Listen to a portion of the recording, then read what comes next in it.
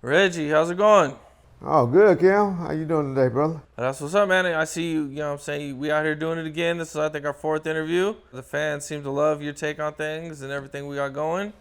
I know you stay doing your thing on the Bomb First channel. Bomb first every day at daily, 9 a.m. We over there doing something. Matter of fact, I told my boy John that I was going to go over and cheat on him today and come over and do some work with my boy Cam Capone. And he said, all right, tell Cam, shout out. And we've been giving a few little Tupac t-shirts to some of our subscribers and listeners. So we want to give one to you, Cam, so you can mail out to your people. Maybe you do a little trivia question or ask me a trivia question and we'll come up with something at the end of this episode or whatever episode you decide. And yeah, you think of something creative to give to one of your subscribers, a Tupac t-shirt. That is a gift from my boy John at Bomb First, just to show you that it's all love between the two channels. Oh, yeah, for sure, So man. here you go. Cam. Appreciate you, Reg. All right, man. yeah, Tupac t-shirt. Or you keep it for yourself. Yeah, I was going to say, I don't know if I want to give it away. You can't fit that motherfucker. Oh, okay. It's a little small for me. I see you for you hide in real life, but you can't fit it. All right, just like I can't wear it.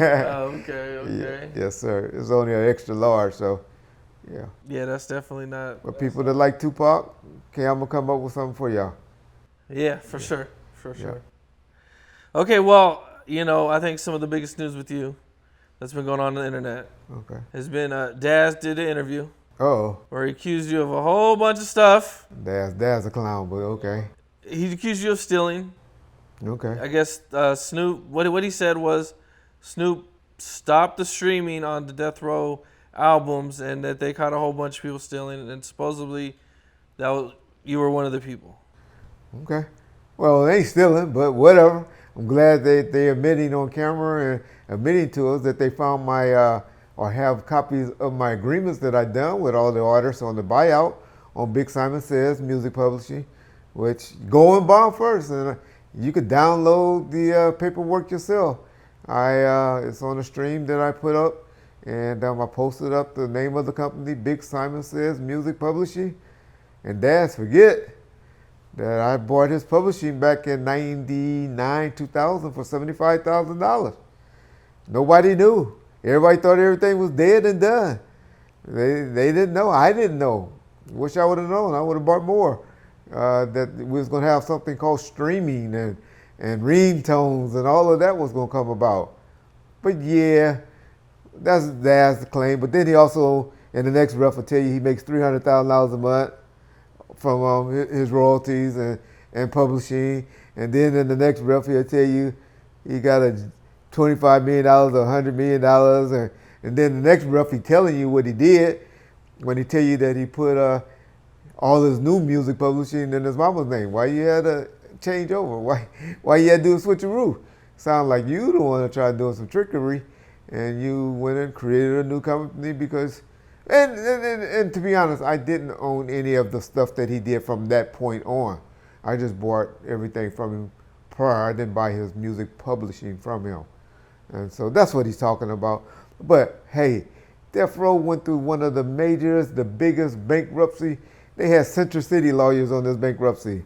And trust me, they wanted to find anything wrong that Reggie Wright did, Suge Knight did. Okay, so, they sued Suge's mother for allegedly getting $1,500 a month, and he was just giving her for living expenses because he took care of all her bills and stuff. And so if that was factual or if that was true, trust me, the bankruptcies, FBI, and all the investigators that looked over Death Row from 99 to about 2012 would have found something and would have brought that to our attentions. And so that's a clown. So you own all of Daz's publishing from Death Row from what point to what point? I bought it from, I think, whenever the agreement was done in about 2099 or something like that. He came to us and needed some money.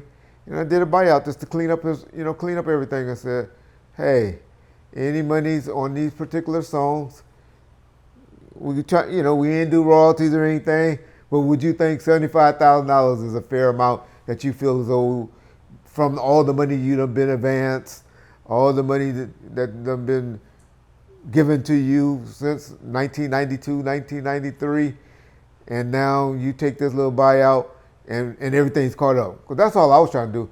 I was just trying to clean up everybody that felt they were owed money and get royalties and buy them up.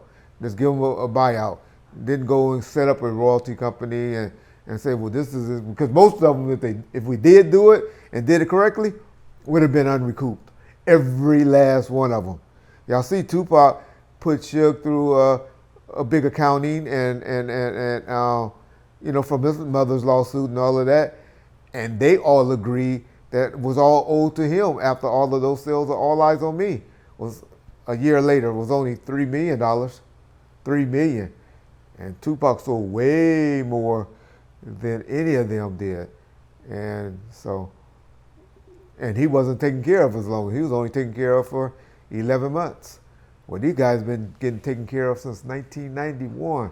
When we talk about their apartments, their houses, their cars, everything, insurance, cell phone bills, studio time, videos, all that y'all don't know, but that's all recoupable. Recoupable. From only making $1 a record if their deal was worth that.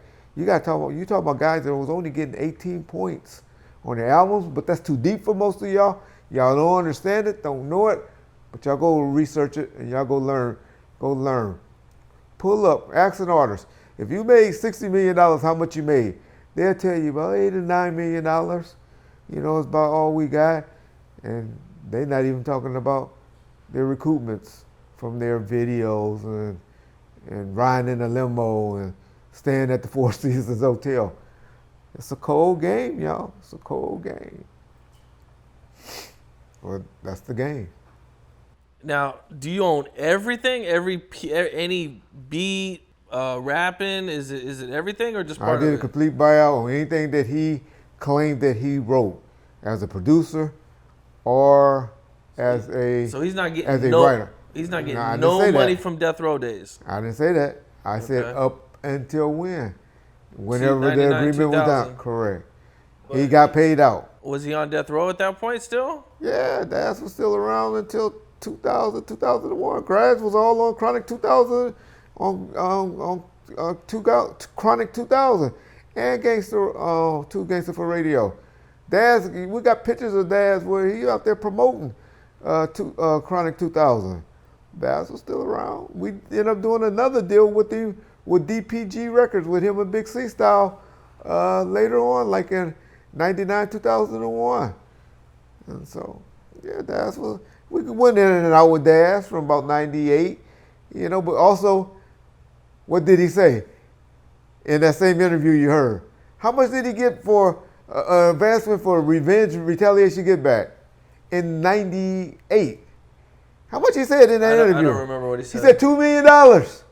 That's what he was advanced in that interview. So come on, Daz. Which one is it? Which one is it, bro? Mm. And we know Revenge, Retaliation, Get Back didn't do 2 million records at that point. It didn't. And y'all go and ask the artists, y'all. They don't make $1 a record. Barely.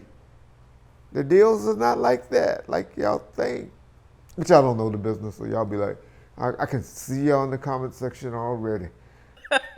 Y'all forget there's retail. There's wholesale sales. The money ain't what y'all went and bought and paid in the store for it. Well, when it comes to music, there's a lot of people who do get paid. Towers got to get paid. Best Buy got to get paid. Y'all don't even know this name. Circuit City got to get paid. Sam Goody got to get paid. These people got to get paid. Right? Absolutely. They got wholesale. And you got what you call free goods. Y'all know about free goods? Look up free goods in the music business. That's when the record companies give you a certain amount. They'll charge you for 75 records and give you 100. It's called free goods. That's how you get stuff placed in the store. That's how when you walk in the store, you see CDs all on the walls and the Best Buys and stuff like that. They pay for you. It's called POP, position and placement. Too deep for you guys. I tell you, y'all really sit and talk to Reggie. Reggie can break all of this down to y'all. But nobody want here the time for that. The music business is so complicated. I mean, it really not. Is. People just make it complicated by having an opinion looking at it. But when you're in it, you know it. You know the game. People just want to make it complicated and figure it's like everything else, that you're supposed to get 100% of what you make. No, unfortunately, there's a lot of people that put up money to make you be able to make that money, and there's a lot of cost to associate it. And the marijuana game, that man, just because he sold you a pound for $3,000 or $4,000, that ain't what he profit off that game. He got expenses to get to that, to that. Just like the man at Burger King, he has expenses to make that. Okay, next question. Speaking of being sued, in that interview, Daz said that Tupac's mom sued him for $100 million over Machiavelli and Dillinger, because I guess he had unreleased Tupac verses. When you go and start putting out there to the world that you have some property that somebody owns, and if you rightfully own it, as the state does, you're going to sue them and put out a judgment out there to get them to, one, stop, or two, to turn it over. And that's all she did. She knew she ain't had $100 million. Dad thing had $100 million to go out there. But I bet you he stopped selling those CDs that he was getting off the line for $500. You remember when y'all was selling those Machiavelli's and Dillinger's album online and was paying $500 for them? Y'all don't remember those days, huh? A lot of y'all too young, don't know it, but y'all be the first ones to type something in on your motherfucking keyboards. But he was doing that. And so that's why she sued him. Stop. Hey, what you doing? What you got? Show me. Okay. It got his attention. Y'all see that nigga got a website trying to sell any of that stuff anymore? That's, like I said at the beginning of this interview, is a clown. A clown always would be a clown, is a straight clown. Clown. Ass nigga. Damn, they're retarded. This is a motherfucker that had believed, because he got a letter from Ed McMahon and the Publishing Clearhouse in the mail, that he won $10 million, him and this girl. $10 million from Ed McMahon was going to come knocking on the door any week, any day. This is the mentality of a guy that y'all got me arguing with. What about him saying that you guys used to fight all the time, or that he used Never. to beat you up? I wish a nigga would. How is the dude that's supposed to be your security, running stuff, running death row, ex-cop, and do all of these things that y'all want to believe? Y'all love to hear anything. First, I'm supposed to killed everybody that's associated to death row. And then in the next breath, y'all want to believe that I let a nigga that was 5'7", 190, 95, 200 pounds, body slam me. That's shit. Both of us got body slam and all of that. But we supposed to have all these people killed when y'all mad at us or when y'all want to believe something. Then y'all want to believe that and throw that out. Daz ain't never put his hands on me in life. Me and Daz actually was kind of cool, to be honest. But Daz, he was supposed to come back at me and say something like that. What did I put out? What did I put out there to the world? Y'all know what I put out there to the world. Y'all talk about it in the comment section for you that don't know. Or go to the bomb first and hear what I put out there in the world that I said I won't speak on no more. I put it out on Vlad, on my boy Art the Dialogue channel, and recently on Bomb First. So y'all know. Y'all know what I said. Did you guys ever come close to fighting? Never. It was always cool. Him and Suge ever come close to fighting? Come on, man. Told y'all we dealt with this boy, kept dealing with him. Do we seem like the type of niggas that's going to be getting beat up or fighting with dudes and then still fucking with them years later? Daz kept fucking with us all the way till 2000, 2001. Daz is emotional like a female and just talk and put stuff out there. But hey, I'll put it out there too. I'll put it out there too if I know idiots going to listen to it and believe it and talk about it. Throw it out there. You want me to throw something out there and see how quick it go and become truthful? That is an outright lie. I don't do that. You mentioned Tupac suing you guys. What was all that about during that time? Well, I wonder when Tupac that sued us. It was his mother and Right, my bad. his estate. But that was just to get stuff right. You do that when you got rights. Shit, Tupac daddy sued his mama. We don't talk about that. But she, settled with him, gave him $700,000, and he went away. Shouldn't have got nothing. Nigga, they ain't never had nothing to do with her life. Him or his family.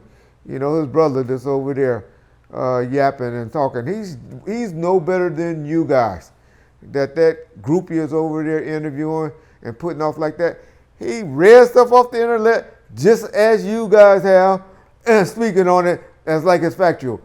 He told y'all in the interview, I've never met Tupac. I was 11 years old. How do he have anything to say other than reading what he done read online? His daddy, the only time Tupac ever saw his daddy was when he told y'all, I woke up and a nigga looked just like me, was standing over me when I was in the bed and got shot. Okay, they came and visited him a couple of times in the prison, and they might have talked then. But he wasn't never around when he was around on death row. He came to the hospital when Tupac was landing there. Y'all ever wonder why Tupac had the autopsy so quick? Y'all put two and two together on that. But he took a buyout for $700,000. Man should be owning half the estate right now because Mr. Shakur, rest in peace, didn't have no more rights than the daddy did, even though he pretty much didn't raise him. I guess y'all would say, well, since he didn't raise him, but when you don't have a will, you don't have a living trust, when you don't have any of that stuff, then you can't, There's nothing just to stand on. You know what I'm saying? If there's nothing there, there's no paperwork, Then you got just as much right. So that's what I'm trying to tell you guys.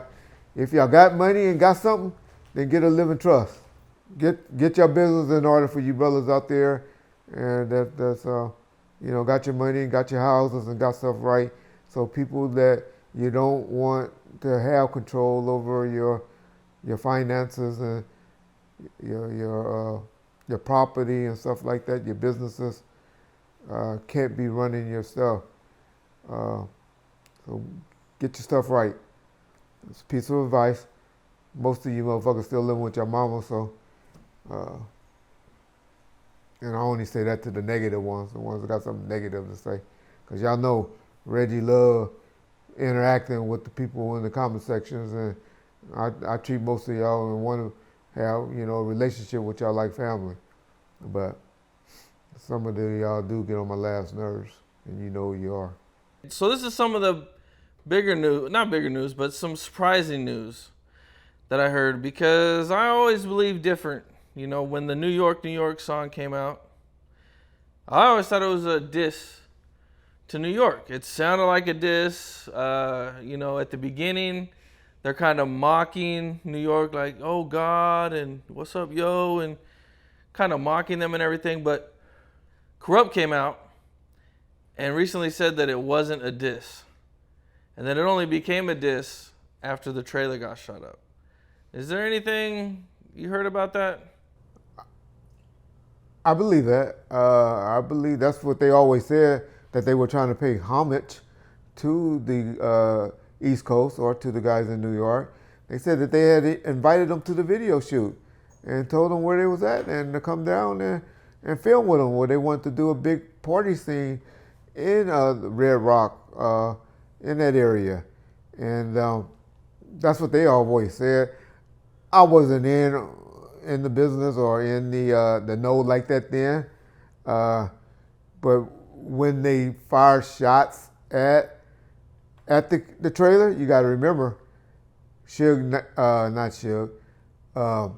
Tupac had only came home October the 12th. That happened like the first part of December of that year. And so that's why Tupac was furious. And then y'all got to remember, Suge Knight, August of that year, had just went on the Source Awards and kind of dissed him. So tension had already started. And then lastly, and I went out of order, you got to remember Big Jake had just got shot and killed by one of, allegedly, Wolf, one of Puffy homeboy securities. And so, they, of course, they was on edge about that, even though they adamantly deny having any involvement in that. They, they knew that Suge and Death Row was blaming them for that. And so to come out there, tensions is up, Tupac's out. Tupac got shot in New York. Prior to that, that happened prior. Right. That was part of, Death Row, him even been signed to Death Row or coming to Death Row. But so all of that is playing in everybody's head. And so the tension wasn't big yet, but it was coming up. But Tupac Shakur took it as a diss because now I'm over here with these guys. These guys tried to kill me. They killed Big Jake. And now they shooting in your trailer, trying to shoot and kill, Snoop in there. Or going on the radio inciting people in New York to do something to them. Because that's what Big did. He got on the radio and started calling out names and telling people how dare them, how do they, because most people didn't know what was going on. Everybody so y'all got to remember, we living in 2022 now. 1996, we didn't have all of this communications and knowledge and stuff like that. We got our information from the newspapers, magazines, and the news. That's it. Now, you hit your phone, you got a YouTuber talking about it, you got people live on the scene showing you stuff, so social media makes communication a lot easier. And so y'all got to put yourselves into that, to 96 versus what's going on and how information gets around in 2022. Why do you think that Snoop and the Dog Pound weren't more mad at Biggie for going on the They radio? was. They just trying to rewrite history now. They were. Snoop was in videos where Tupac was dissing. He did a song dissing on Biggie and them. He tried to hide all that stuff now, but they had all that. Look at all the way up until July of 1996. You had Snoop laughing on the side of the stage at the House of Blues when Tupac talking about fucking on faith and all of that. So if he wasn't with it, if you ain't with something, you'd be like, oh man, why did that nigga have to say that? He over there cracking up laughing. Stop believing what the history they trying to rewrite. Look at what was going on in 95, 96. And then say that. He was with it. Why do you think Snoop is trying to rewrite things or trying because to be cool? Now everybody want to be loved. Look what Puffy talking about he is now. Brother Love. That's what we call this up. Everybody want to be liked. Love is, you want to be liked and loved so you can move around. If I had $1 billion or assets or been worth $1 billion, I would want everybody to love me too so I can move around and won't have to live in fear and spend $1 million a month on security. Okay. So it's smart to be that way. And plus, we're in a different time. Back in the 90s, we were different. We were fighting everybody. We was intimidation. You didn't have terror threat laws on the books and stuff like that. We have grown. We older now. I can't say the same thing about the 21, 22-year-olds. They acting like we were acting back then. They still out there robbing and stuff like that. But the people y'all listening to now are 50-something years old. You'd be crazy to be still talking all that. I want to beat you up. I want to take a fade. I'm pulling up on you. Man, you don't talk like that. Snoop has said before. Unless you whack 100.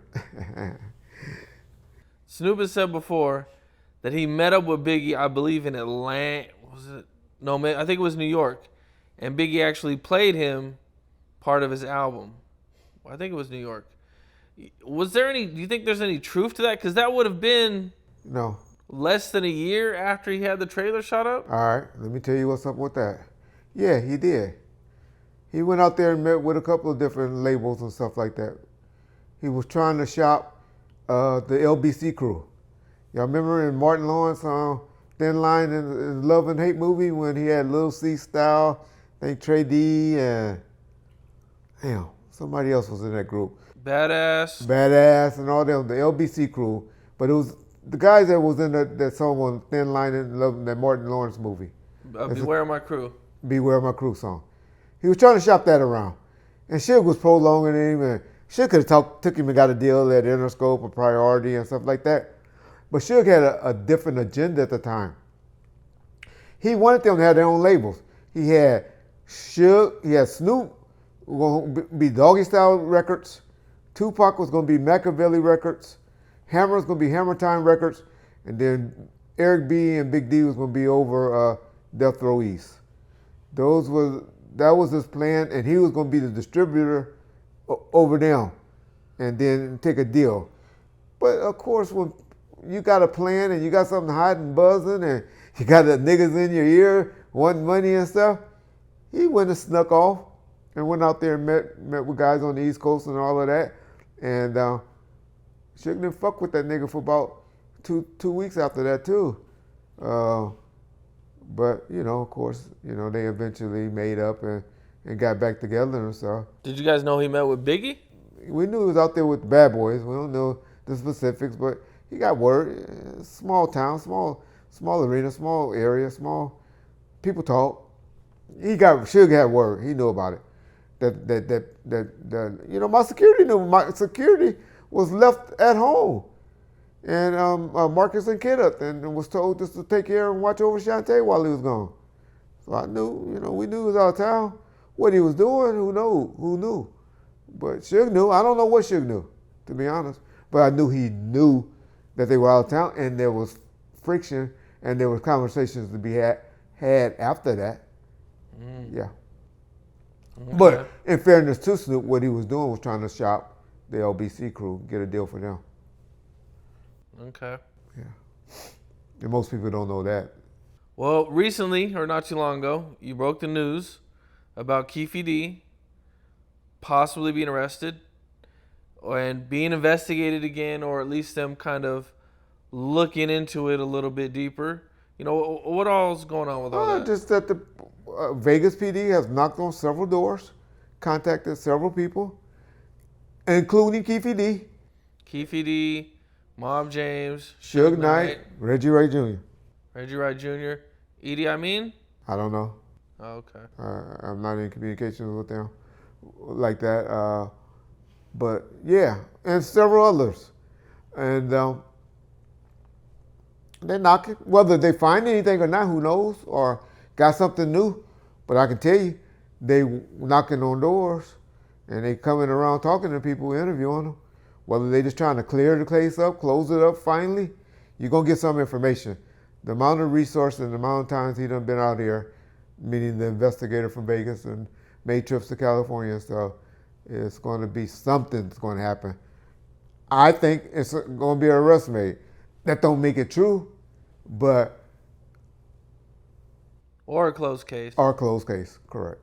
They could just come out and say, we believe we know who did it, but we'll never have the evidence to make an arrest. Because, there's some legality regarding that immunity agreement and or a proper agreement and all of that, whether it covers all the interviews that he did or not. There's an interview on Bomb First by Greg Kadings that explained the difference between a proffer agreement and an immunity agreement. I'm not going to debate it to none of you law students or non-law enforcement people, because I really don't know. And for y'all just putting opinions up in the comment sections and y'all not attorneys and any stuff, you need to shut the fuck up. Is this the only time you've ever been contacted by Las Vegas police regarding the Tupac case? Yes, sir. Really? In over 25 years? Yes, sir. Other than the night when it happened. Wow. Okay. Okay, so they're definitely trying to do something. Oh, yeah, they're trying to do something. What? I don't know. Can't honestly say. A lot of people, I seen in the comments, suggest that they believe that Suge Knight will try to cooperate or to tell or something to try to get out of his sentence. Can't. it's a, it's a Vegas DA. I mean, governors can make it happen, but those are the only two that can make it happen. If a governor in Vegas really wants this case made, and he can convince the state of California governor to do it, that's the only way you can get out of there. U.S. attorneys is not a federal case, so they have no involvement. Suge is in prison on a state case, so it's a state case. It's not a federal case, and only state people can make something happen, meaning at a governor level, not even at DA's levels, because he's been convicted. And so it would have to be a pardon done by the governor of the state of California, and the only person he's going to really listen to is probably the governor of Nevada. So that's the only way it'll happen. No detectives, no DA, district attorney has the authority or the juice or the manpower to make Suge, case go away from the state of California. He might can convince a warden to make it easier in there for him, give him some extra, give him a room better or something like that, if a warden want to really make it happen. But as far as walking out of those cells, only the governor can make that happen. Mob James also said in an interview that he can't really say nothing because he would implicate himself in just too much stuff. He didn't go into no details or nothing. On what? He wasn't there? Well, I think he meant like other crimes and... He just, y'all out there calling the man a rat or snitch and stuff. He don't want no more of that implication. He don't want nothing to do with law enforcement and no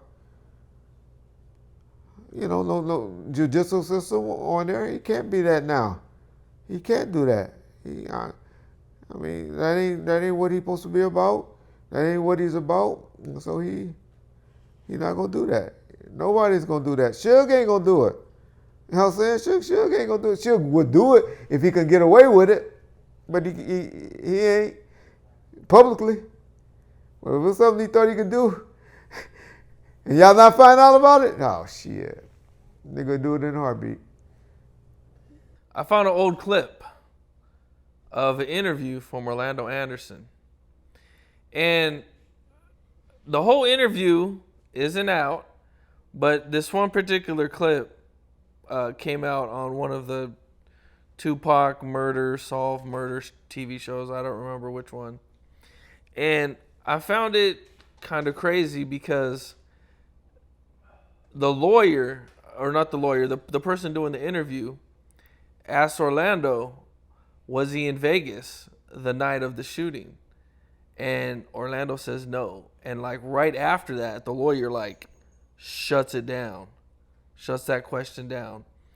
And I was just like, wow, like that was a serious lie that he just got caught in. Yeah. And that could have really, led to him being arrested for it.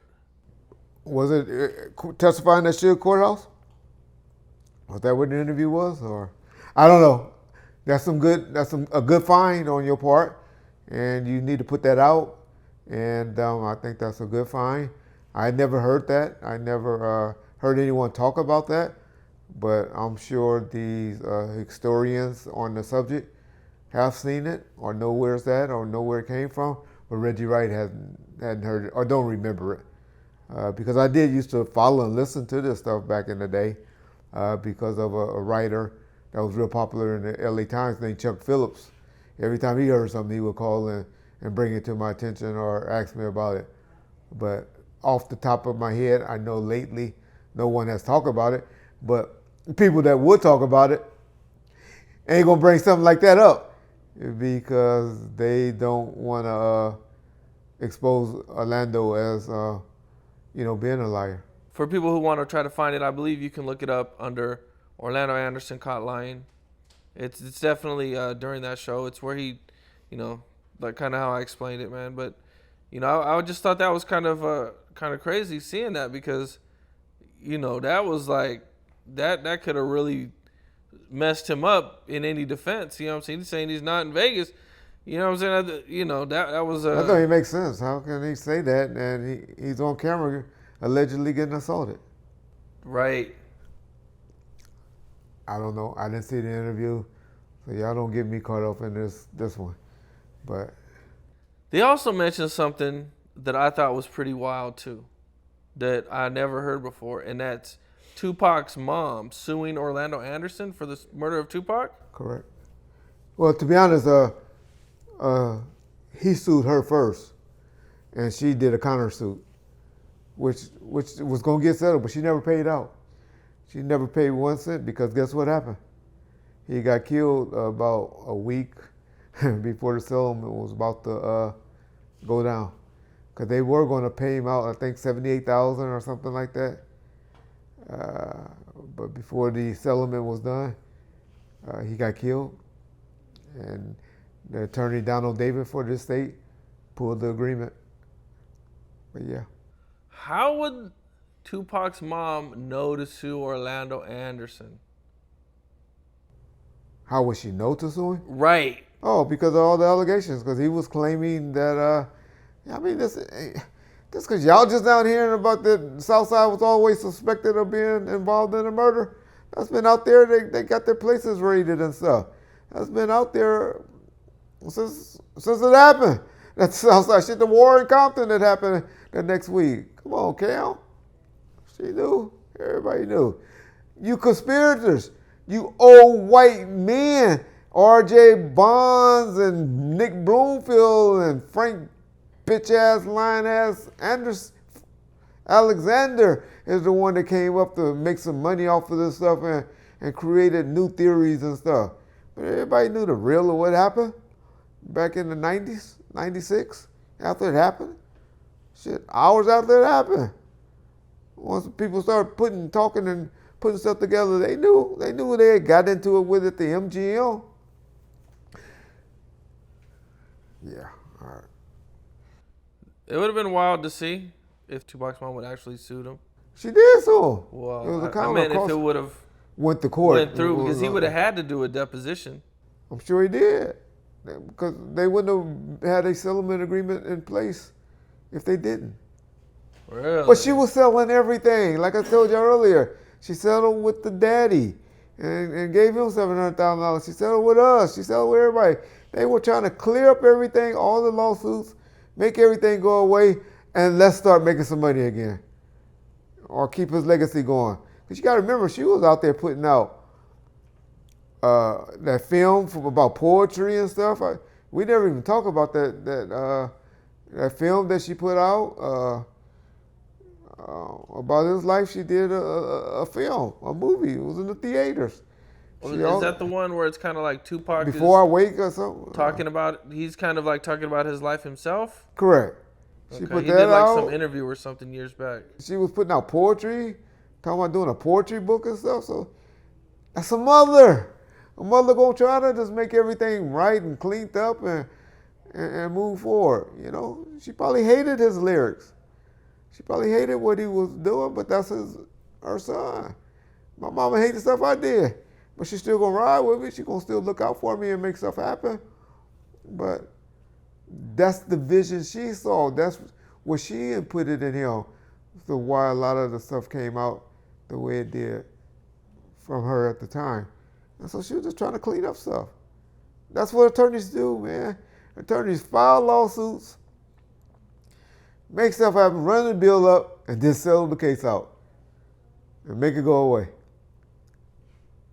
And that's what they were trying to do. You mentioned Compton after Tupac was killed. What was Compton like after Tupac was killed? Well, right after he got killed, I was still in Vegas for about a week after that, but I was hearing that, I know from talking to my father and people that worked with him at the Compton Police Department, that there was reported 13 different gunshot victims or homicide victims during that week period of time. That was reported. That's not even the people that got shot at or didn't report stuff, just went and act like they got shot somewhere else. We hear now that Orlando got shot in the leg somewhere, BG knockout, and I think even Keefe kind of admitted that he got shot in the legs or something like that. We didn't hear about that. There's no report of that anywhere. But people that was close to him were speaking on that.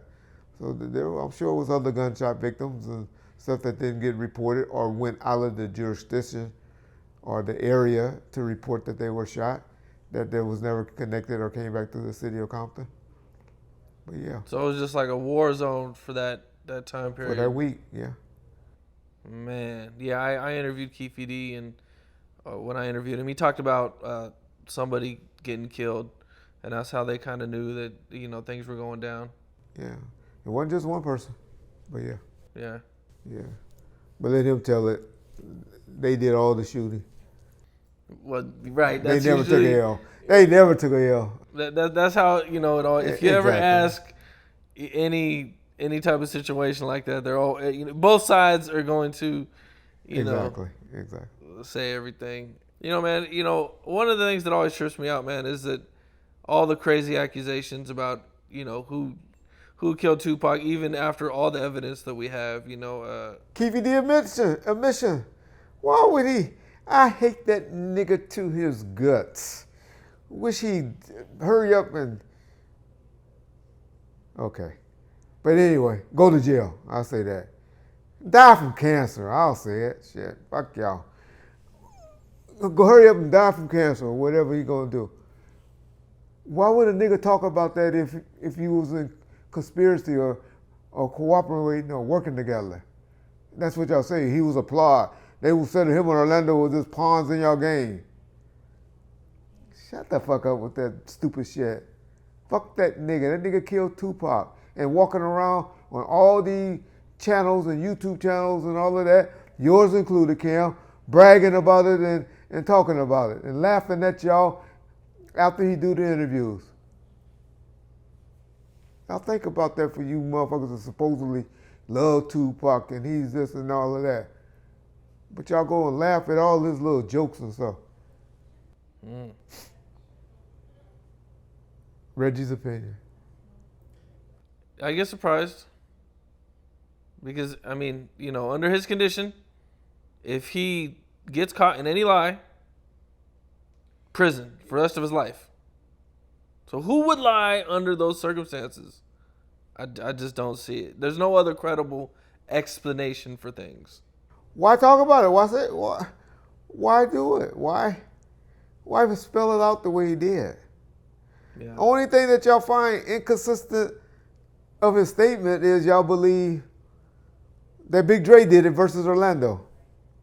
Because he said Orlando did it, but Gaddafi said it was a big black arm. I talked to Gaddafi. I took him down to the police station.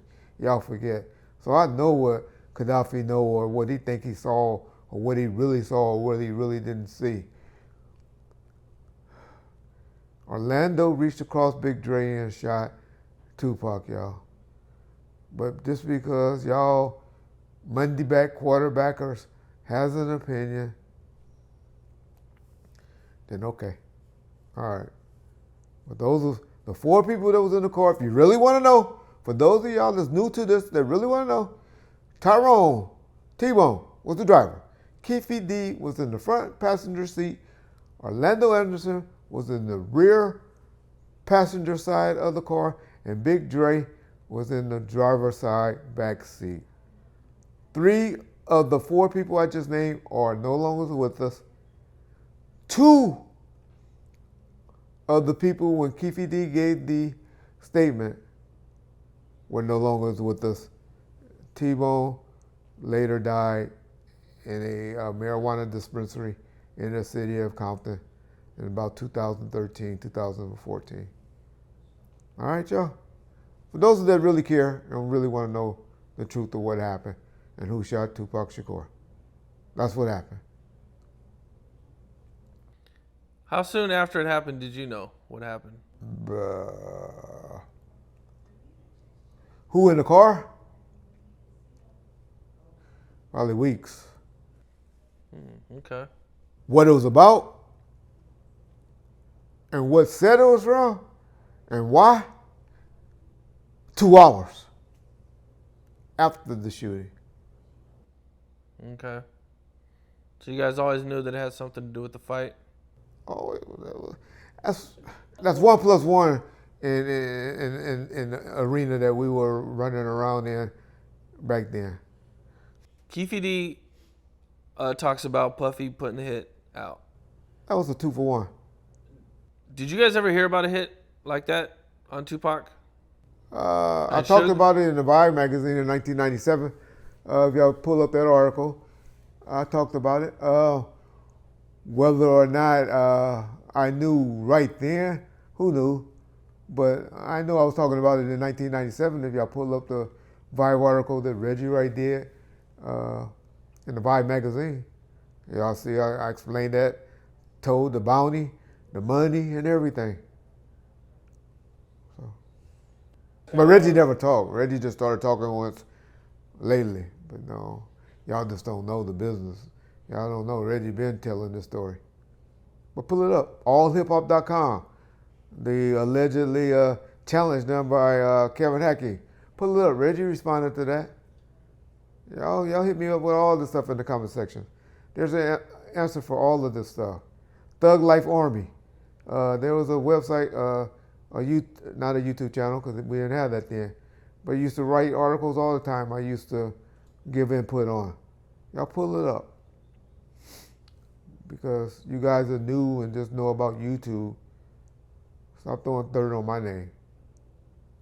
You mentioned people throwing dirt on your name. How frustrating is it for you when you see all these wild conspiracies going on? Well, I hate it. I hate that it's going on because I know it's bull crap and it's just like a person that's saying Tupac is alive. Y'all just don't know how disrespectful that is to niggas that's in jail, that's doing life, that's doing 10, 15 years in prison. For us to look up to Tupac like we do still today, 26, 27 years later, and for y'all to be saying that he's alive, only reason that Tupac would have be faking his death is because he didn't want to go to jail, go back to prison.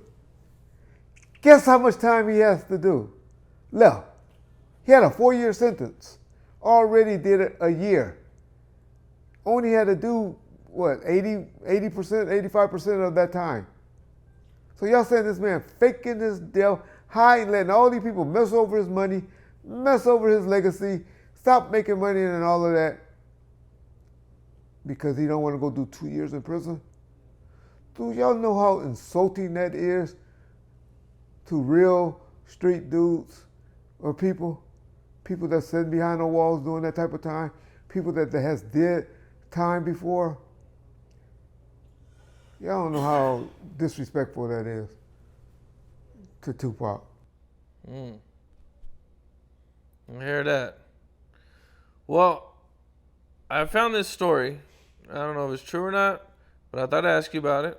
There's a story that Suge was looking for T.I. And some people were kind of warning T.I. that Suge was looking for him. Did you ever hear about that? I heard about it. Suge was trying to clear up a beef, and him and I think Big Hugh or Wack and all of that little circle, but I wasn't around. I came back after that because I remember riding in the car one time with him, and he was like, "There go that bitch ass nigga, the one that got that song Move Out the Way." Ludacris? That would have been Ludacris. And so it was behind. They got in the middle. Those three that I named before got in the middle of negotiating a deal between a beef that was going down between Ludacris and T.I. And that was the only time that Suge ever had an issue or got in the middle of something that was going on with T.I. and Ludacris, where the three of them, or two of the three, I forget which one it was, if it was Wack or if it was Big U, they was getting paid by each side to make the problem go away while they were in L.A. Okay. Yeah. You know, they also said Suge Knight was robbing everybody that weekend. It wasn't robbing, but they was extorting. They were making niggas pay taxes.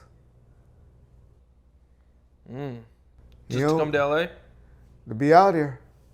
And some would pay, some wouldn't. Some would just run. They see them coming in the club, They be having people open up the back door and getting out of the club. Y'all go listen to Jamie Foxx interview. Y'all go listen to any of the rappers from New York that be telling Suge Knight stories. I done heard about 3 or 4 different rappers telling. We be in a club, we hear that nigga was coming or outside, we be running out the back door or seeing other artists run out the back door. So Jamie Foxx got a great story online where he talked about at one of his parties where Snoop and them was like, we gotta go. But y'all listen to Jamie words, don't listen to Reggie words. Y'all go pull it up for yourselves. But yeah, that was what was going on back then. There was the Vibe Awards, where Dr. Dre was stabbed. Okay. What all was going on during that time?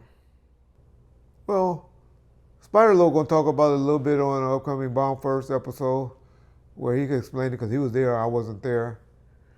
But it was mainly some beef that was going on with, of course, with Dre and Suge. And Suge, being the hating nigga that he was at the time, hating on Dre. Didn't want Dre to get his shine, and an incident went down. I let Spider-Lo statement speak for what happened and how it happened. But that's what happened. Suge got some homeboys, Magic and them, from some different LA gangs, and they were with them. And one of the guys that was with them did get stabbed. But the plan was, as always, was Suge rush the stage while somebody on the stage. And I don't think it went down like that. But that's what happened. How much was Suge feared throughout the music business during that time? Because how did he even get in? You know what I'm saying? It seemed like at that point he would have been banned. Yeah, he was. And it just somehow they get in because he was always cool with security guards or people that worked the door or some of the major upper executives because they didn't see that part. Suge knew, I used to always say, that nigga knew how to have a foot in Watts or Compton and a foot in Beverly Hills. He was one of the persons that could play both ways. He could either have his white voice on or his ghetto voice on. And he knew when to turn it on, when to turn it off. And so that's why he usually was able to get into places. Suge was good with networking. Correct. And he was a people person. He's still a good dude. It's just once he feel you crossed him or it's a cross is when he feel he got to go on attack. And he over attacks sometimes. But it's easy to make up with him just by telling him, all right, dog. All right. And have a good conversation with him as well. And then usually stuff would be all right or cool. But in fairness, most of the cases and everything he ever got, he was always going to defending himself or someone else just because their namesake or his namesake had got challenged by that person. It ain't ever been really he just went out and was like, let's go beat up and take Cam Capone's chain or his equipment or stuff. It usually was always because he felt, not saying he was right or wrong, that Cam Capone owed him this, promised him this, or did this to somebody that came running to him to be Captain Saberhole, which DOC and Dre did a lot back in the day. So Dre and DOC kind of said a lot of things that they didn't he was always follow going through saving on. them. I remember Suge and Mr. Lay telling me a story about one time Dre was at Cal State Dominguez Hills and some dudes was about to beat him up. He was running on the track or working out at Cal State Dominguez and got into it with Dre. And he had to call Suge up there to come and save him. DOC tell you all the time how he used to get drunk, get stupid, and do something. And then Suge used to have to come and save the day for him. All of those things are true. The incident that happened that he got 2 strikes for, it was really just because some dudes from New York didn't know who Suge was. All he did was walk in, saw him. He was getting sweated about the phone bill because y'all don't know back in the 90s and the 80s, business phone bill, oh my God. like 35 cents a minute. It was high, expensive. We didn't have all these great phone plans that we have now. But he walked in there and told the guys, "Hey, get off the phone. Get off the phone." Are you talking about the original one in the 90s, early Yeah, 90s? correct. Right. With the brothers, the Stanley brothers. Right. He tell them, "Hey, get off the phone." Kid walk, go to his office. See these niggas still on the phone? Nigga, fuck you. He come back, fuck you. This Dre shit. So he had to show him. My point to him is generally Suge wasn't the one that's out there going bullying on people like everybody think. It was usually always a response to something that he always got in trouble for. Okay, I see. Well, there was a situation where Death Row confronted Eminem at an award show. Okay. Were you there? Yeah. I was the one to say that. Okay. What all happened? Well, he actually was with a guy. He wasn't even with his bodyguard. I don't know if he's the one that told you the story or what. But it was a guy named Dean that was Jimmy's Iovine assistant. But he actually was the guy that discovered him. He's actually the one that got the tape and gave the tape to Jimmy Iovine. And Jimmy Iovine, gave him a car for it, right? I believe you talked about that before. Yeah. But he only got a before car. that, he gave Dre the tape and said, "Hey, try to see what you can do with this," because Dre needed some money. He was trying to get some money.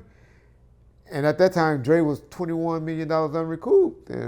And it wasn't Jimmy company. He was just an employee at the time because he was working for Edgar Brofman there. Like, "Dre, I can't give you no more money, man. I can't keep doing this." And so he said, "Well, try to see what you can do with this guy," and gave him the rapper M. So this dude Dean, who was Jimmy's assistant, then was at the Source Awards, and my boy Pooh Ryder, rest in peace, and a bunch of them, they was just there acting and wilding out. And how'd they get in? we got in. We got tickets. Same Matter of fact, way? they gave us tickets. No, Suge wasn't even there. Suge was in prison at this time. I got the tickets because I wouldn't have met with them because they were filming this video in L.A. Had not one person on the ticket from the West Coast. Not an artist to perform, present an award, anything. Told them. Said it was one of Dave May's guys. I forget his name. It was Mike or something like that. But he was like the number 3 guy over there. And they had him meet with me. Like, y'all not having no award show here. And ain't got nobody from the West Coast represented on this ticket. And that's when your boy Violator was out and all of that. I remember Puffy went on the stage, or not Puffy, or somebody danced to the Violator on that show. Remember Cash Money came out on that show in a helicopter and stuff. But I was like, y'all it ain't going down. So they said, like, what you want? I said, you know what? The Dog Pound to present awards. So that's what Daz and Corrupt, they just added that in and had Daz and Corrupt go and present the award. And so now I'm like, we need some tickets to get in and all that. So they took care of it, they accommodated. So we there at the award show. And Eminem came and he was walking down the aisle at the award show to his seats. My boy Pooh Ryder saw him. Jumped, "Hey, nigga, you without the mouth," and all of that. About to get him. All those dudes got up. But M was walking with Dean. Gotta remember, Dean was Jimmy Iovine's personal assistant. Whenever I needed to get to Jimmy, he would get me on the phone with Jimmy. I was like, damn. Can't let nothing happen to him with Dean there. And I was like, Dean.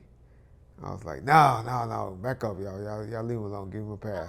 That's what happened. Dean is the one that actually saved him from that incident. You guys would have whooped him right there at the award show? Oh yeah, man.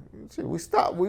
The next year later, we tore up the award show where we had all those Two Gangster for Radio T-shirts on and stuff. They had to close the award show down. What was that? Okay, I don't. That's the one in Pasadena. Okay, what all happened there? I forget. Something went down. We was all on the stage and everything with those Two Gangster for Radio footage of it out there. Two Gangster for Radio T-shirts on, all those. We interrupted that award show. Stop that one. That's why they took it to Miami after that. Like, we tired of this. And after that, I think they went to Vegas or Miami or somewhere. Dealing with death row was a lot back then. Yeah. Yeah, and so that was it. You guys didn't follow Eminem afterwards or anything like that, or No. They probably were just paranoid. Wasn't tripping on them there.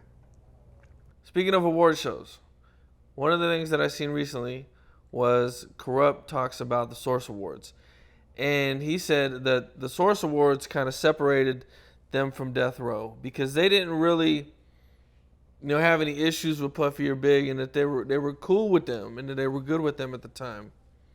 Is there anything that you seen about that? He's a lie. It didn't separate us then. It may, looking back on it, it would be we know that was the reasoning. That was the start of it. But they were still with it at that time. Why did they do all those songs with Pac if they wasn't? But the main reason was, to be honest, was they didn't know the politics and the business that was going on. Suge was announcing to the industry that Tupac was now on death row. Hence, the big cardboard and picture of Pac in the cell. Those niggas back then was too dumb or probably too high to even realize that it was a picture of Pac in one of those cells on the stage at the award show. But that's all Suge was doing, was letting Pac know who's sitting in jail. Me and him and David Kenner had just got off a plane and flew, from the Canada or that area, upstate New York to the Manhattan, New York area. And we had just flew in town.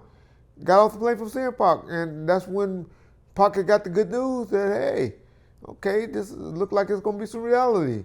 We got the people that's going to put up the money and Suge going to, get you out and you're going to be signed to death row now. It's like August the 3rd, August the 4th. I think the award show was August the 6th. So all of this is happening. That's when Suge went in and ordered a big cardboard and put a picture of Pac and placed him in one of the cells. So that's when it started. But as I explained, I don't know what interview it was, Suge had already started getting a little bad taste in his mouth with Puff and all of that because he had Club 662 already opening. Big was hot. Suge wanted Big to perform at Club 662 on one of the fight nights. Suge had gave Puff permission to use a lot of the samples off of Death Row and all of that stuff. So he figured they boys. But Puff told him he wanted the door. And Suge can get the bar. And Suge was like, man, come on, I thought we was boys. I'm just got this new club I'm trying to open and get it off. I'll give y'all a fee, take care of y'all rooms and flights and stuff, but give me a fee. Puff was like he wanted the door. She was like, nah, fuck it. Now the Dog Pound do it. Think you end up calling it the Dog Pound release album party or something like that. And had the Dog Pound go ahead and do the show. But the plan was, so that's when she kind of got a little like, okay, Puff, And then knowing that Pac was like, hey, I'm coming home. I'm smashing now. I'm hearing all these rumors in here. And I believe, Big, he's supposed to be the king of New York. As evidence that y'all see how Pac word is, what he did for Razza on the Wu-Tang thing when he came to Club 662 and got into a big fight and they took his chain, Pac got in the middle of that, went and got his chain back. So that's how, I'm just trying to put you on the mind frame that Pac is. You supposed to call yourself the king of New York, you hearing all of this, and now you niggas done shut down on me, ain't writing me, ain't calling me, ain't come check on me, and y'all know I just got robbed and got shot at the studio where y'all was at, and y'all ain't look out for me? Okay. I'm riding on y'all. And so that's when, and then Big Jake getting shot and killed. All of that is when the beef was really kind of starting. And then you had the shooting, like I said, the shooting of the Big trailer instigating the shooting. and all of that. But come on, they were sitting in the two gangster, the gangster party video that Snoop and Pac did. They were sitting in there. They were there supporting that. Y'all seen what the skit was before that? So they knew they was at the video shoot. They was at that shoot. So they knew what Pac head was. Pac made it known how he felt. So now, they was with it all the way up until it got bad. And then even later, they trying to make it now seem like they wasn't with it. But back then they was with it. They was with it. They were just as guilty as everybody else. Yeah. So I don't buy that. So you mentioned Suge letting Big use the samples, because there was some samples on his first album from Death Row. It's, I believe, Dr. Dre. Yeah. So they did have. That must have been a pretty good relationship for him for free. Yeah. And this was that would have been before Biggie even blew up. Correct. And when they had a relationship, Suge and Puff go back even back when Suge was consulting. He wasn't managing, because managers does a lot of leg work.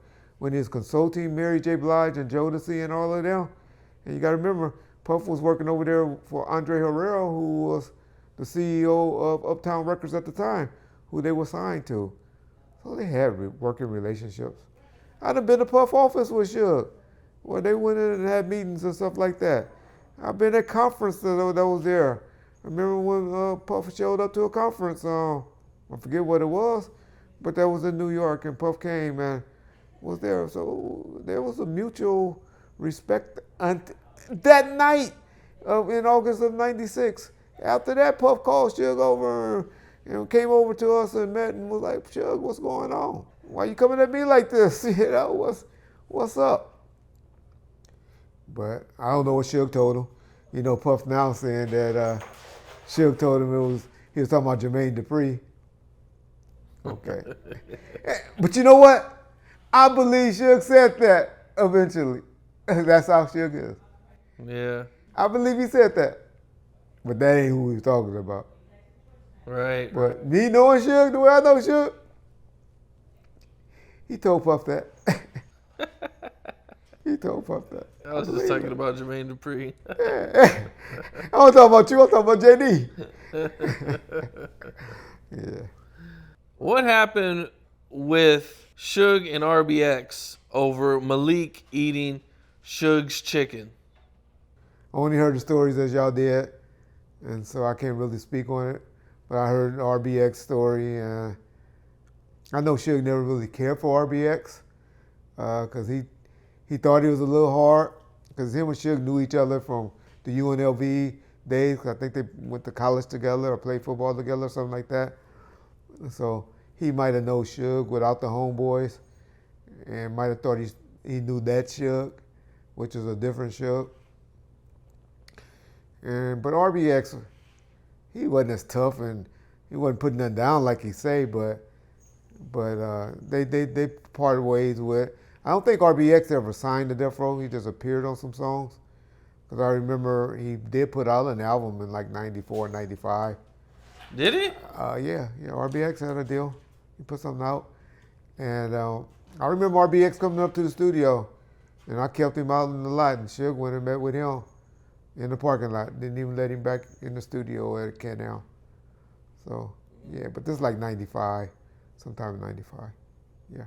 That's crazy. I never heard the RBX album. Wow. Yeah. Is it online? Do you know? I don't know. It was some small record label, independent. Oh, okay. It wasn't under Death Row. No. Gotcha. Oh, no. Gotcha. No, Death Row. Did you guys ever pass up on signing someone that you wish you would have signed at Death Row? Oh, well. There's all type of rumors people came through. Shit, I had a chance to get Nelly when St. Ludacris was when that song Country Grammar was blowing up. Really? I think he came through the doors. B2K came through the doors, but shit, they would have been worse than Danny Boy. All that talent and never got out. We never known who B2K was, but they came through the doors. Of course, y'all would say Warren G, but that ain't Suge's doing. She'll get blamed for that. That's Dr. Dre's doing that they want to sign Warren G. And I believe the reasoning for that was because Dre is a mama boy. And Warren G is the product of his daddy, not his mama. And so if y'all don't get or understand what I mean by that, y'all got to dig a little deeper into the black family where we usually closer to the kids, even halves that comes from our mother versus than the ones that comes from our daddy. Not saying that everybody's like that, because a lot of people are.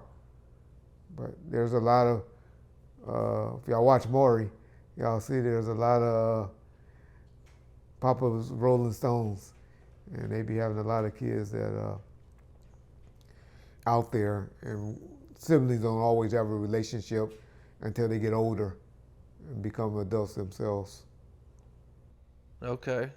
So for people that aren't familiar with the Warren G situation, Warren G came out not too long ago. He did an interview, and he said that he told Snoop not to sign to Death Row, and that somebody had actually told Suge that he told Snoop that, and Suge confronted him, and he ran, and Suge caught up with him, grabbed him, threatened him, and I guess Warren G threatened him back or said he was going to get his homeboys if he didn't let him go, and so, he let it go, but... His homeboys. His homeboys. Who's his homeboys? Some homie Scripps? That's funny. That's funny. That's comedy. I no guess there was... disrespect, Big C's, Alley, Trade, Flossie. But y'all know that's funny. I guess when it came to go on the road, everybody had a ticket but him. And Dre told him just to do his own thing. Told you, that right there, showing the Dre with it. Because if you're a 50-50 partner, you'd be like, what? Let me work it out. Let me work it out. Let me talk to my partner. We're going to get this worked out, brother.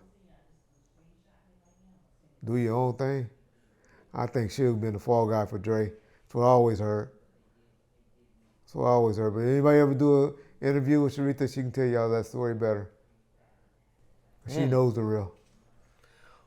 Why wouldn't Dre want Warren G on Death Row? Because he went platinum, right? I just explained to you, Kel.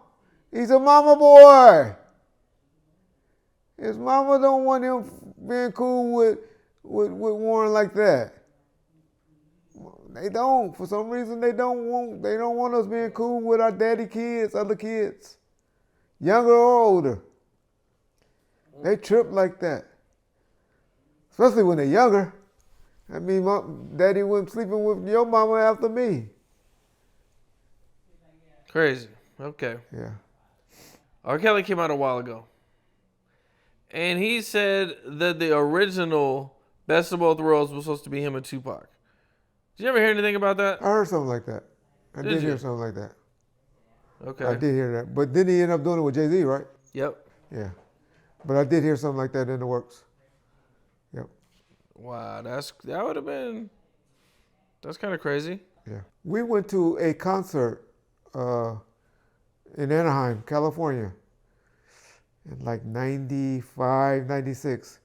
It was just me, Suge, Tupac, and Cedric Soray, which was the security that was working with Pac that day. And I remember us going to that concert, and Tupac was really into it. That's when he was doing the Mad Max or that head. Because I remember that big old head, and he did like a Mad Max theme at that concert. And Tupac was amazed, and he loved that. Because it was at the Pond in Anaheim, and it was sold out. I remember afterwards, everybody saw Pac, and that nigga started running in the parking lot. Everybody was running because everybody was trying to get at him to say hi. And he just loved attention, and man, she just looked at him. Him and Cedric was running all in the parking lot trying to get away from fans and stuff. But also, yeah. Tupac really did. He really liked R. Kelly. That was my point. That he liked him. For us to go to a concert or a show, he was there to check out R. Kelly show. Yeah. That'd have been crazy. Wow. Okay. Yeah.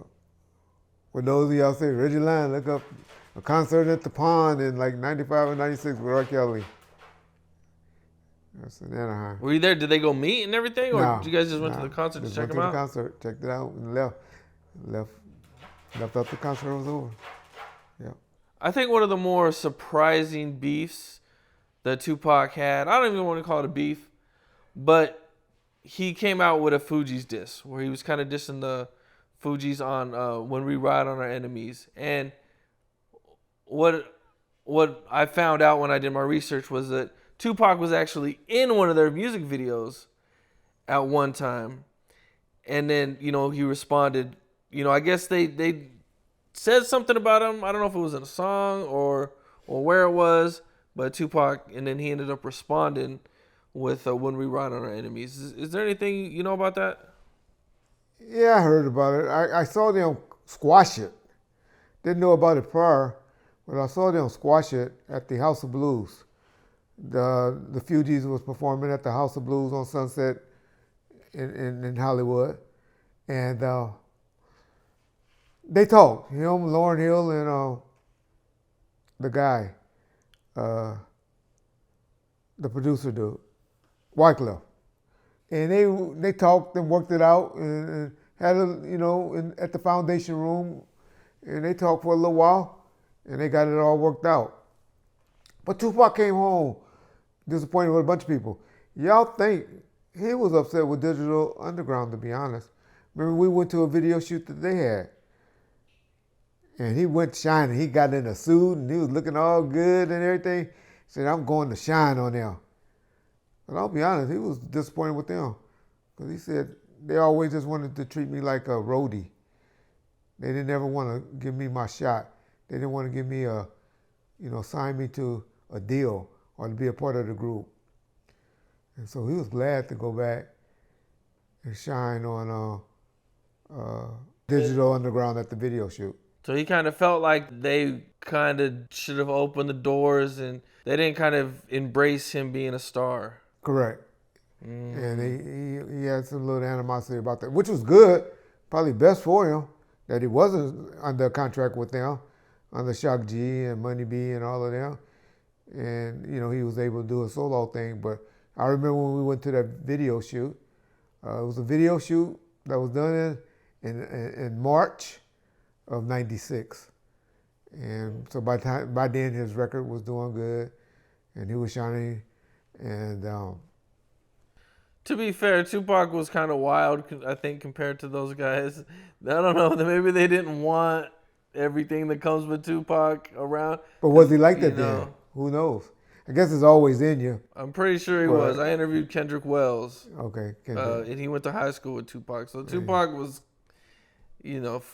from my interviews, he was kind of always a little wild. Shout out Kendrick. Kendrick's a good dude. Hate that I put out there the incident about the snowball incident, but Kendrick's a good dude. Yep, shout out. You'd mentioned Tupac going to see the Fugees a few times. Yeah, we went to the House of Blues on Sunset and saw them perform. They were hot. They had a hot record out towards the end of '95, '96. And they were performing at the House of Blues quite frequently. And I remember on 2 separate occasions we went, and him talking, Lauren is kind of small, but she was real small. And I didn't realize she was as short as she was, but yeah. But they had great conversations.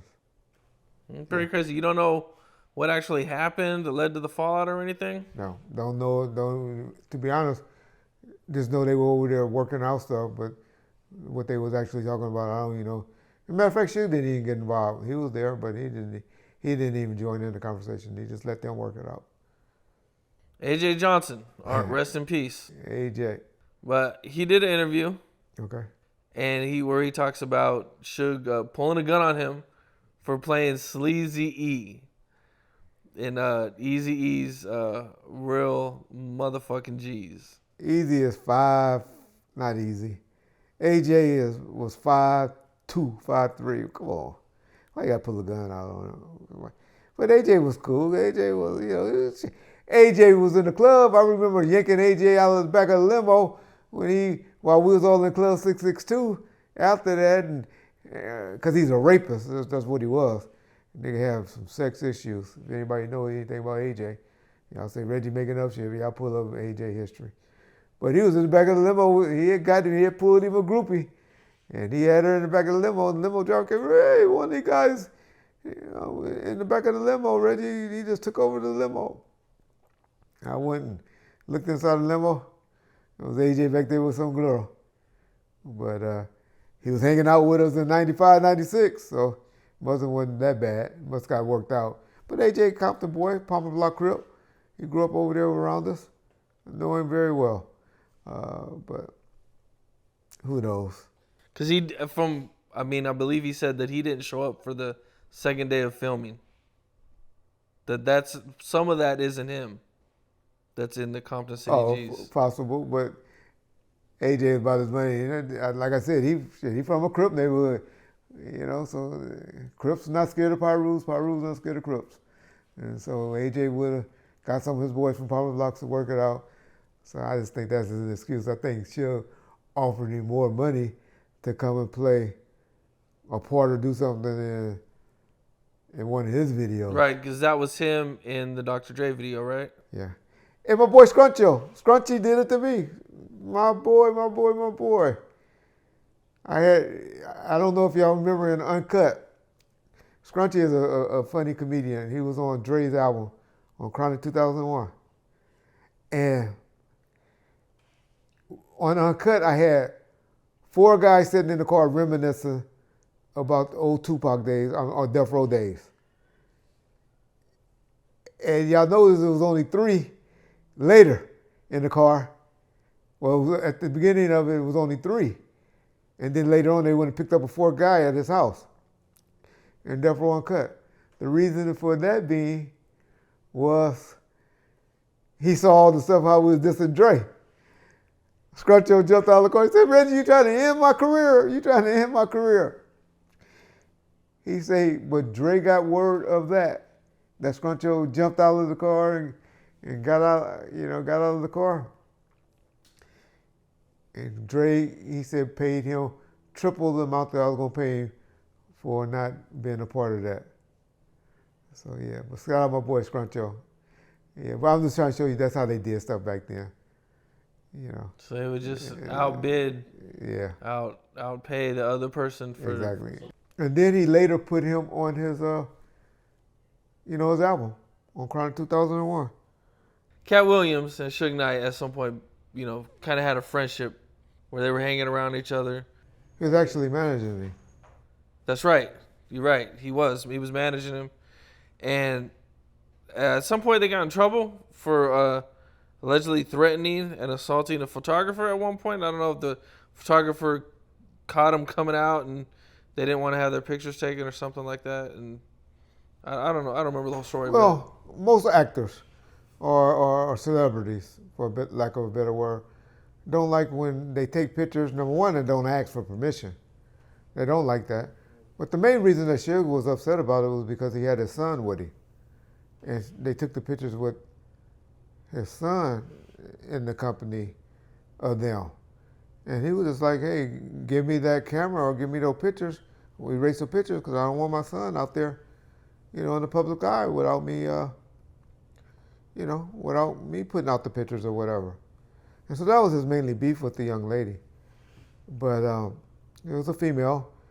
Katt ended up out here pleading out to that and got probation. So that was one of the main reasons why Suge actually took the plea deal, because if he would have got convicted of that case, he would have been convicted of a 3rd strike, which in the state of California is 25 to life. So he took the plea to avoid the 25 to life possibility. Or the life. He got more than 25 years, but he didn't have an L at the end. Right, and who's going to give Suge Knight parole? Exactly. Unless you get some crazy governor to come through there with, that didn't know much about him, or that grew up on death row music and like him or something. But yeah. Right. So that was the deal. The deal was they took the camera from the lady. Why they had to do that and take it to that extent, I don't know.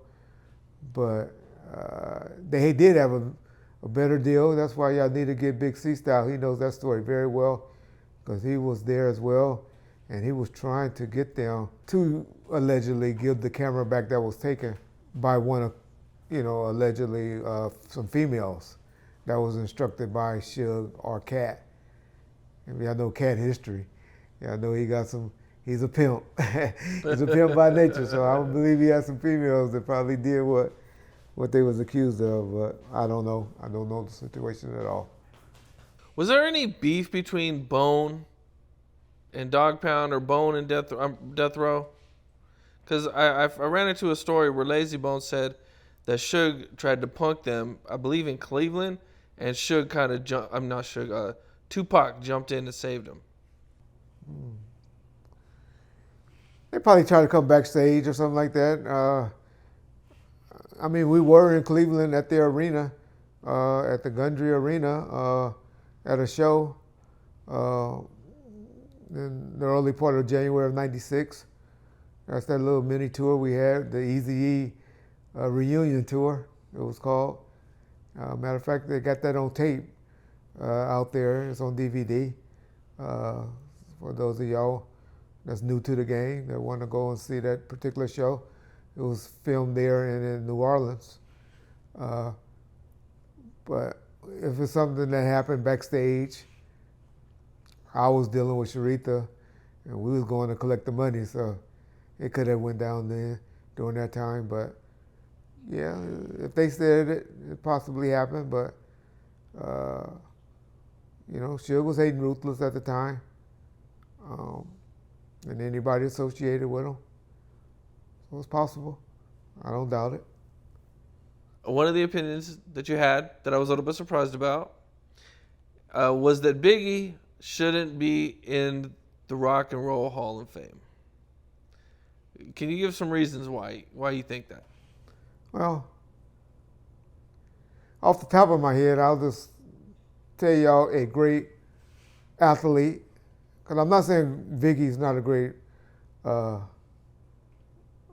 rapper. Wasn't a great rapper. I'll give y'all an example. Do any of y'all on here think Bo Jackson should be in the baseball or the football Hall of Fame? College, yes. Professionally, do you? You probably would say, yeah, he should be. One of the first ones to play both professionally, baseball and football, and did good. But why isn't he in either one? Longevity. Didn't do it long enough. Biggie Small had 2 albums that did good. Life After Death and Ready to Die. That's it. That's it. Over a 2-year, 3-year period. Y'all want to put him in the Hall of Fame? 2 records. No, y'all only put him in the Hall of Fame because y'all like to do that bullshit. When y'all do something for Tupac, y'all want to do it for Biggie. Radio stations, everybody want to do that. They play a Tupac song, then they feel they got to play a Biggie song. How many clubs, how many parties y'all have been to where the DJ play a Tupac song, then they play a Biggie song. They play a Biggie song, then they play a Tupac song. Put up 2 fingers in the air for Tupac. Put 2 fingers in the air for Biggie. Y'all want to do that. And that's the only reason Biggie got in the Hall of Fame, because Pac got in it. But Pac had 7 albums, 5 to 7 movies. He might have had 9 albums prior to his death. He left us 4 or 5 albums after he died that still went platinum. Pac had movies, videos. Pac should be in the Hall of Fame. Biggie lack of longevity, just as Bo Jackson, one of my favorite athletes of all time. I don't agree he should be in because he didn't play long enough. I think Magic Johnson should be excluded for a lot of his accolades. As we put him on Mount Rushmore and all of that, those of us that does, because he didn't play long enough. No, Magic played more than 10 years though. He played 12 years. Right. I'm just saying, but he didn't do what Kobe. He didn't do what LeBron. He didn't do what Michael and all of them did. In my opinion, I'm saying. And Michael took off years. But he didn't do what Kareem did. And I love Magic. Magic's my second best athlete after Kobe Bryant. What about his impact though? His impact Who has the was help? incredible. Who? Lil' Kim? She's a blow-up doll now. I'm just talking about when Lil he came C's, out. he's a joke. He's up there stripping and taking videos butt naked. We laugh at Lil C's. Y'all call him illiterate. Y'all gonna give him credit for Jay-Z? I bet you Jay-Z don't give him credit for him. So accolades, who? No. Impact, bro. His impact on music, what he did musically, and the impact that he had. You don't think that Told you my opinion. that's No. big? I don't think he had 2 albums. It's a lot of shit. Where's Coolio? Okay, now you want to put Coolio in the Hall of Fame? Coolio beat Biggie and Tupac out that year for Album of the Year with the MTV Music Awards. LL. He beat LL. Biggie and Tupac out in 95, 96 for MTV Music Video Award. But y'all want to put him in the Hall of Fame now? So what's your point? He had 3 good albums. Because I'm counting 3 because I'm giving him credit for the double. That's all. That's it. Ready to Die. So 2 million up until streaming and all of that started coming on. Once streaming and all that came on, then it went up. Y'all think because they put out all of those remixes that all those songs was on Ready to Die. Those were singles that y'all bumping to. Go pull up the album. Go pull up the original version of the album and then say, ooh, where's One More Chance? Where's that song at? They were all singles. Right, the Remix. remix to One More Chance came after the album. Yeah. It wasn't on the album. But that's what we think about. Because that's the video, that's the songs that we was bumping to really from Biggie. It wasn't even on the albums. Think about it. But I'm hating because I'm West Coast nigga, ex-popo, police guy. And what he know? Y'all think about it. Think about it. East Coast people, because y'all the only ones going to be, oh, you don't know what he's talking about. Think about it. Longevity is all I'm saying. I'm not saying it wasn't a great album. Have y'all put Nas in the Hall of Fame yet? Nas got more albums than Biggie. Nas should be in the Rock and Roll Hall of Fame. Absolutely. Have y'all put him in there yet? No, y'all did. Y'all put Biggie in. All right. I've seen a story about Suge saving Tupac and Dr. Dre from some gunshots at a Chris Tucker after party. Did you ever hear about that? I was there. That fool that's on there talking about he was outside with Dr. Dre. What you and Dr. Dre doing outside? And y'all the only ones at a club, and y'all the only 2 outside that heard and saw the gunshots. Oh, fool, shut up. What you was there? I believe you and Dr. Dre. I really do believe you and Dr. Dre was probably outside doing something y'all had no business doing. Because I know how he get down, and I honestly believe you get down that way. But, man, you better get off that dude's page. Oh, okay, so there's no truth to this story. The gunshots happened and all that, but not him, and they were just the only 2 outside and heard the shots and came running back in, and Suge came and opened the door. That's all made up. But I wasn't there. No. Okay. I told this story years ago on a live stream. What is your version of events? No, just that shit. It was some niggas outside that fired some shots, and we all was inside the club and heard the shots at the Chris Tucker after party. That's it. That's all. Nobody got shot. Nothing happened. Okay. And so Suge didn't have to, save nobody or nothing like that? Nothing like that. Me and she was standing over there laughing. I can still see Kevin Hackey and Pac reaction because they were like, well, shit.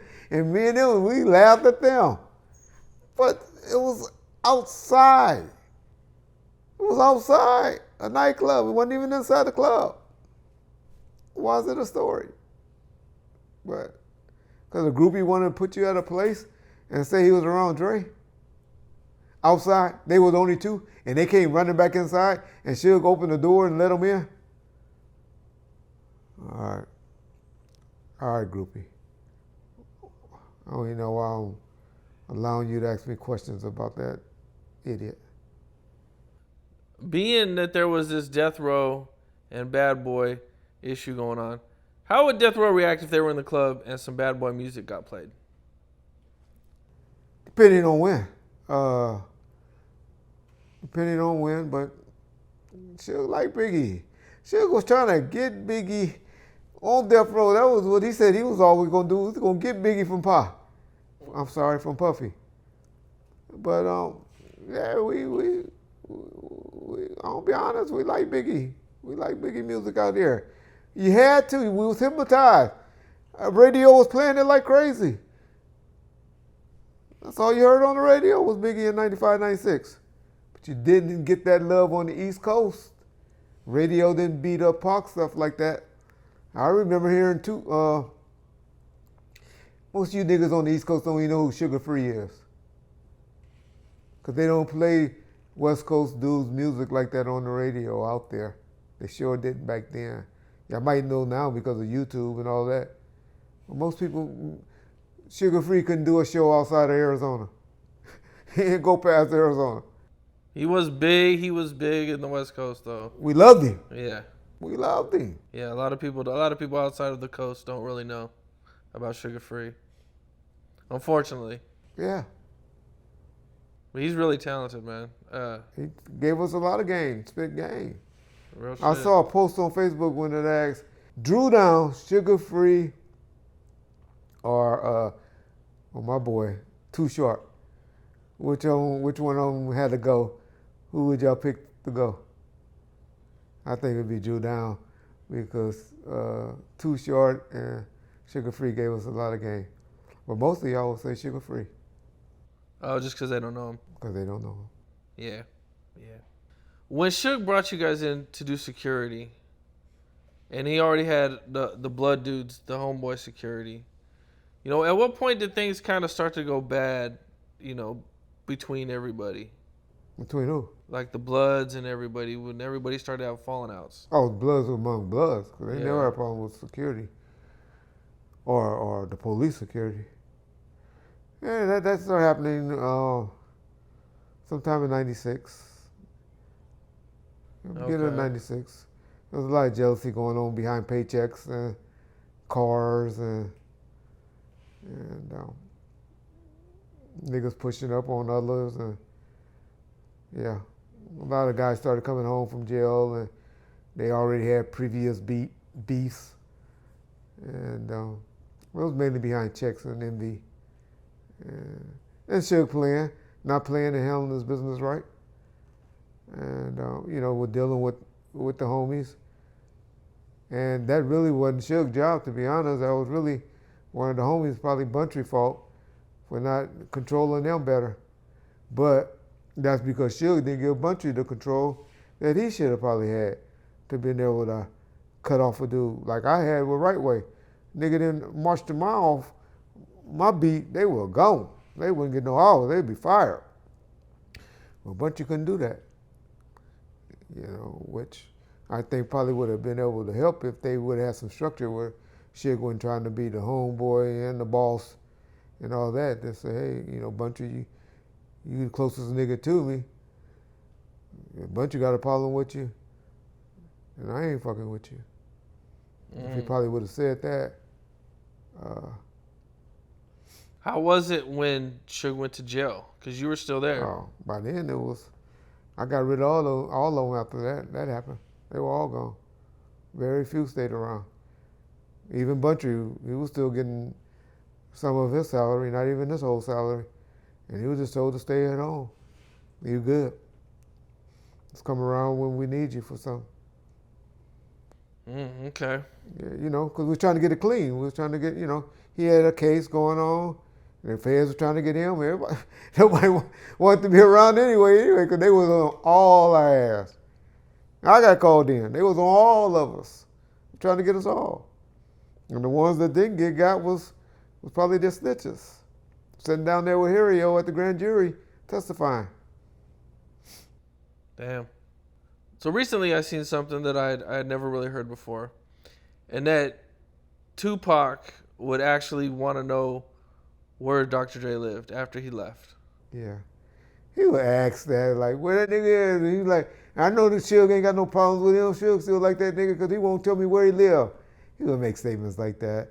Well, Suge didn't want no drama. He didn't really want no negative drama between Pac and, or Pac getting in trouble or whatever. But yeah, Pac would say stuff like that, but Pac really probably didn't want to know where Dre lived. He was probably just talking. But he made statements like that, yeah. How bad was it when Dre left? Bad? Shit, he left half a company. Everybody was happy then. You didn't realize the effect until later, losing a great producer or a finisher and like that. Scottie Pippen and then when Michael Jordan left, Scottie thought he could be able to carry it until he was sitting on the bench and the coach decided to go to the Coop coach or whatever his name was, at the end of the game. But so he was happy, but Suge didn't want that to happen, but it had to go down because of everything that was being done and said. Do you think it changed the environment at Death Row? Because, just from Dre was never really around. A fan's point of view, it didn't really seem. It seemed like business as usual at Death Row.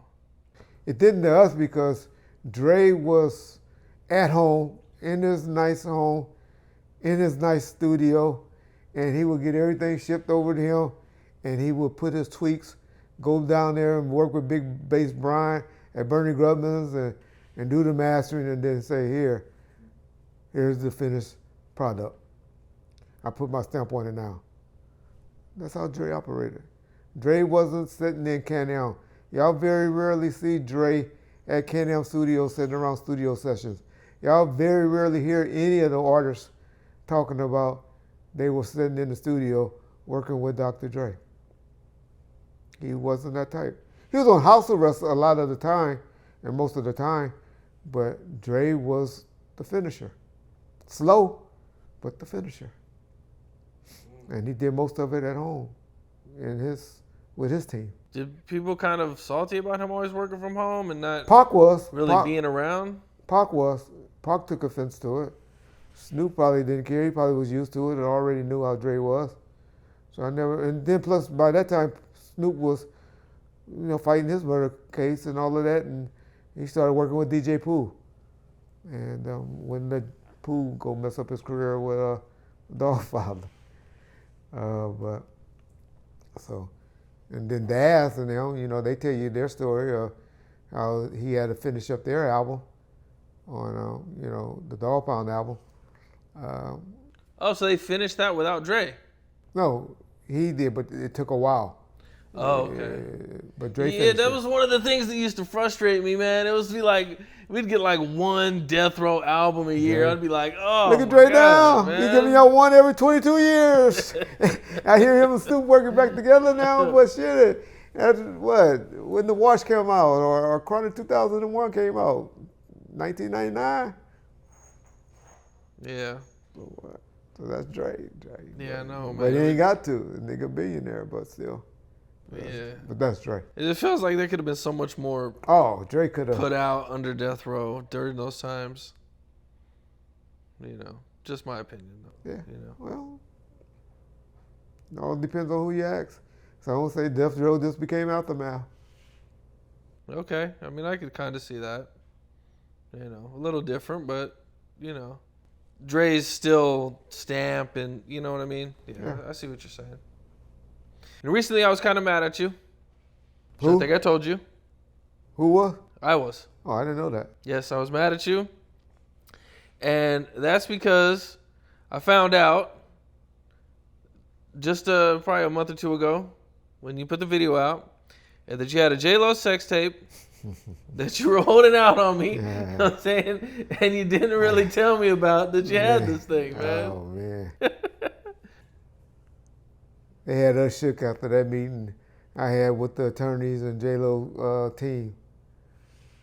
Oh, so they actually brought you in and had a Oh meeting with yeah, you? me, David Kenner, went down there and met with their staff and their team. And they threatened to take everything that any of us owned and suing us and having us in court and all that. You know, it was funny to be a shook, to be honest, because we didn't care back then. But what I took from it was a tape. But what they thought we had, we didn't have. But it's a tape out there. Because she spent some money on putting that team together and was trying to save her image. And that was probably because of Benny Medina, who was her manager at the time. That's the one that helped. Y'all see his name with Will Smith and Puffy at the time. I don't know if Benny and Puffy still together, but big old homosexual. But power in the game, major game. But Benny Medina. If y'all ever look at the Will Smith Fresh Prince shows, y'all see his name and Quincy Jones' name as executive producers on that show, along with Will. Yeah. So at one point you guys were shopping this sex tape? Oh, we're going to put it out. We're going to put it out. We were adding to it. I had a girl, J.Lo's look-alike, getting, what's that they call when they were putting butt injections and all of that? We shot a whole scene around it. No way. But I got it somewhere in there on one of the VHS or somewhere. But like I said, we got shut it spooked. down. We got a little spooked. How much were they threatening to sue you guys for? Oh, shit, who knows? A Shit, lot. $1 million would have been enough for me. But they were ready to start some legal action behind J.Lo. Okay. Yeah. Well, I seen at one point Bobby Brown had a hit on him. And I guess Suge kind of saved him, or? Well, what it was on that was Suge used to work for this boxer promoter. His name is Al Heyman. Well, he's a box promoter now. But back then he used to have what we called the Budweiser Superfest. It was like our parents, my parents, Essence Awards. But they used to go down in San Diego. And Al Heyman was big with the Budweiser Superfest. He's now the big boxer promoter. Do a lot of Mayweather's, fights and stuff like that.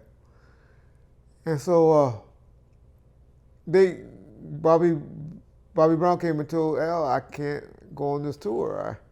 I can't do it. And Al Heyman like, why? I think it was the Scream. Whichever the tour name was. I hear the name Scream. I thought the name was Scream, but some people say it's called something else. But the tour that, Al B. Shore was on with Bobby Brown. And Al Heyman like, why? What's up? Well, I owe these guys some money for drugs. And so Suge was like, him and a guy named Big West, rest in peace, Big West, was like Al Heyman right hand. They was like his boys, his guys. And so Al Heyman, of course, called them and was like, hey, what can y'all do? And Suge went and worked it out. And matter of fact, one of my good friends today, a guy named Big Bob, Big Dog they call him, work a lot of the concerts still to this day. He ended up being Whitney's bodyguard because Bobby put him with him. Suge, a boy from Compton, grew up right around the corner from Suge. Big Bob, Big Dog, he put him on Bobby Brown and got him protection and got that deal worked out with whoever that he owed the money to. How bad was Bobby Brown back then with the drugs and? I wasn't. It was before my time. So anything I speak on or say would just be what we done saw on BET, on this documentaries with my boy Kevin Swain, who y'all don't know. Kevin Swain is the one doing all the documentaries with Bobby Brown that did California Love and To Live and Die in LA video. I'm telling y'all just don't know how many people that Suge gave their first breaks to that's still out there making money. Gave a lot of people, but Kevin Swain, yeah, look him up. But yeah, What was it like when Mary J was around, or having Mary J come around? Cause she used to come around a little bit, right? yeah. Mary come in, or when we go to New York, we go to the hotel, and her and Misa would come by the hotels and stuff. Mary was cool. She had her issues back then. I don't want to speak on no too much, because I like Mary. I like where she's at now, what she's doing now on the Power series, and her music, how she's trying to be a positive and a good person. But Mary was married, but she was young then. And like I said, had some addictions then, but was cool. All right? Misa, that's Puffy's baby's mom, right? Yes. Okay. Just for the people who don't probably aren't too might not, there's probably some new people out there that probably don't know that Suge and Misa used to hook up, Correct. right? Yep. How long were they hooking up for? Who knows? We saw her. I remember her and but she was married then. But her and what's that boy name? Her and Russell Simmons' wife, or ex-wife at the time, at a strip club when we was out there finishing up the Koch deal, and that would have been 2002, like January of 2002, and she was cool, and her and Suge, was talking, but by then she was married to someone, street dude that was out there, because I remember we bumping into them again at a club, thinking the Meat District or something like that we had went to. And that was the first time that's why I knew Suge didn't even know who Von Zip was. But I had to tell him at that club, saying, you know who that nigga is? Because he walked up and introduced himself to Suge and all that. Suge was like, no. I said, that's Von Zip. That's the nigga that's supposed to have something to do with the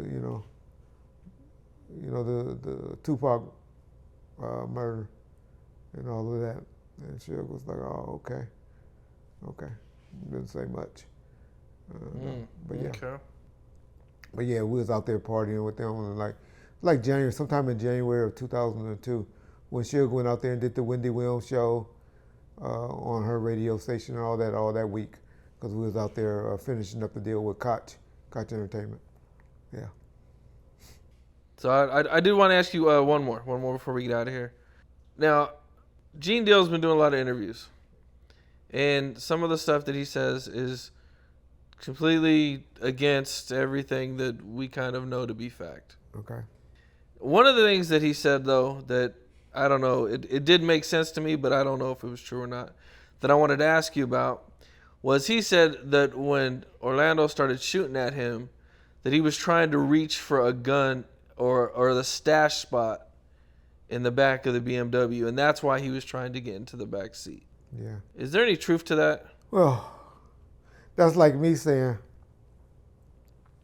and shout out Big Gene Deal. Try not to have any beef or back and forth with him anymore. But that's like me giving an opinion of what happened with when Biggie and him got shot. Right. It wouldn't be nothing but what I believe or an opinion. Right, it wouldn't be credible. It wouldn't be credible at all. It'd just be my opinion. But let me just say this. The stash box wasn't in the back seat. And y'all learned that because the company that has the car now told y'all that is the stash box in the car. As I had told y'all years ago, it was a stash box in the car.